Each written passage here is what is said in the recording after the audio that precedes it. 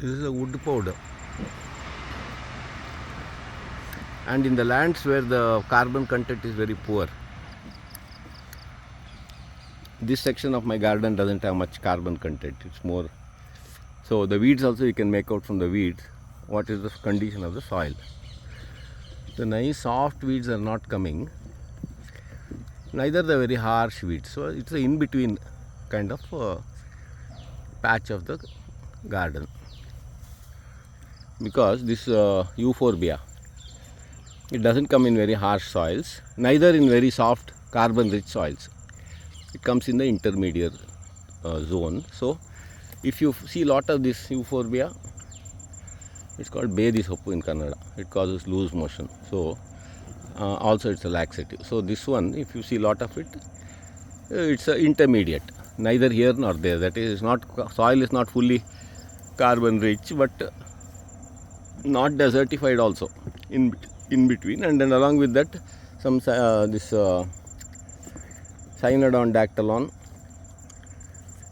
then Cypress rotundus and all occur. So now what I have done to take this one to the next level. Here the color of the earth is ಆಯ್ತಲ್ಲ ಅಷ್ಟೇ ಇವತ್ತಿಗಷ್ಟೇ ಕೆಲಸ. It's not completely dark. I am not satisfied with this place. Somewhat light brown only, but I want rich dark brown. So we are adding this carbon because we want fast results. So you can add carbon like this, that powder from the carpentry shop. It's available a bit cheap only. Among the carbon sources easily available in concentrated form is this stuff.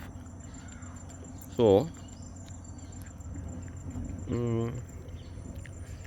this wood powder is very concentrated form of carbon, and it's a bit harsh method only what I am doing, but for fast result this is what is needed. You can directly put the carbon, that wood powder, after few rains. By the end of the monsoon this will fully decompose and become black, and then the weeds that appear also will change, and then soil will become rich and nice, good for vegetables and smaller herbs and all. So this is one economical and way of doing fast, for fast result. If you want to make a place carbon rich, if your land is desertified and all, you can try this out.